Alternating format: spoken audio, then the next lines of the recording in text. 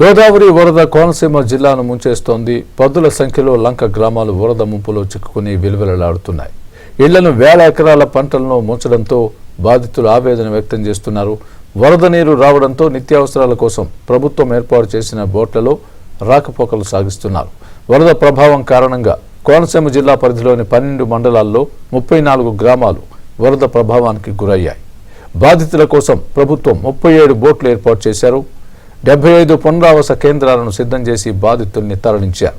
కోనసీమ వరద ప్రభావంపై మా ప్రతినిధి అప్పారావు బోటు ప్రయాణం ద్వారా మరిన్ని వివరాలు అందిస్తారు. అప్పారావు. కోనసీమ జిల్లాలో గోదావరి వరదకు అనేక లంక గ్రామాలు ముంపు బారిన పడ్డాయి. ఎక్కడికక్కడ వరద నీరు లంక గ్రామాల్లో ఇళ్లలోకి చేరిపోవడంతో ప్రజలు తీవ్ర ఇబ్బందులు పడుతున్నారు. ఉదయం లేచిన తర్వాత నిత్యావసరాలు ఇతరత్ర అవసరాల కోసం బయటికి వెళ్ళడానికి చాలా ఇబ్బందులు పడుతున్నారు. అయితే ప్రభుత్వం ఎక్కడికక్కడ వాళ్ళందరికీ కూడా బోట్లు ఏర్పాటు చేసి అత్యవసర పనులపై ఉన్న వాళ్ళు కూడా బయటికి తీసుకెళ్లే ఏర్పాట్లు చేస్తుంది. మనం ఏదైతే చూస్తున్నాం, ముమ్మడివరం నియోజకవర్గంలోని కోనలంక, ఏదే విధంగా గిరిజాపు లంకలో ఏ విధంగా గోదావరి వరద లంక గ్రామాలను ముంచెత్తుందో మనం చూడొచ్చు. ఎక్కడికక్కడ వరద ప్రభావంతో గ్రామాల్లోకి నీరు రావడంతో పెద్ద పెద్ద చెట్లు తాగుతో పాటు వాణిజ్య పంటలన్నీ కూడా నీట మునిగాయి. మనం ఏదైతే గ్రామంలోకి మన విజువల్లో చూస్తున్న గ్రామం గురజాపు లంక, దాదాపు ఈ లంక గ్రామం చుట్టూ గోదావరి వరద మొత్తం చుట్టేయడంతో లంక గ్రామాల ప్రజలు ఏ అవసరాలకి కూడా బయటికి వెళ్లే పరిస్థితి లేదు. ఈ నేపథ్యంలో ప్రభుత్వం వీళ్ళందరూ ఇబ్బంది పడకుండా ఎక్కడికక్కడ బోట్లు కూడా ఏర్పాటు చేసింది.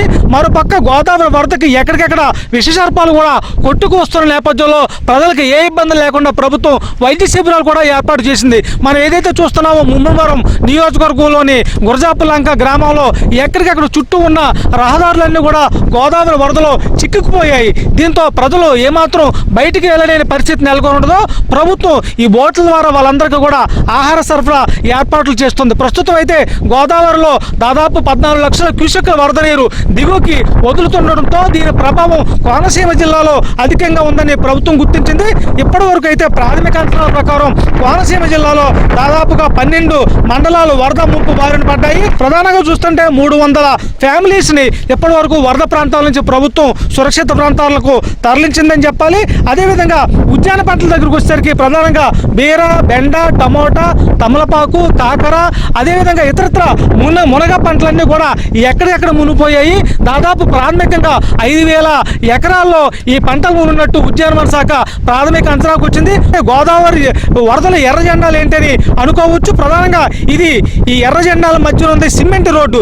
ఏదైతే కోనసీమ జిల్లా ముమ్మడివరం మండలంలో గోదావరి నది పక్క నుంచి గురజాపు లంక గ్రామానికి చేరుకునే ఈ సిమెంట్ రోడ్డు అయితే ఇప్పుడు వరద ప్రవాహం నేపథ్యంలో సిమెంట్ రోడ్డు పూర్తిగా వరదలు మునిగిపోవడంతో ఏదైతే బోటు ప్రయాణం కానీ ఇతరత్ర ప్రయాణాల కోసం ఒక అంచనా కోసం ఈ ఎర్ర జెండాలను కూడా ఏర్పాటు చేశారు.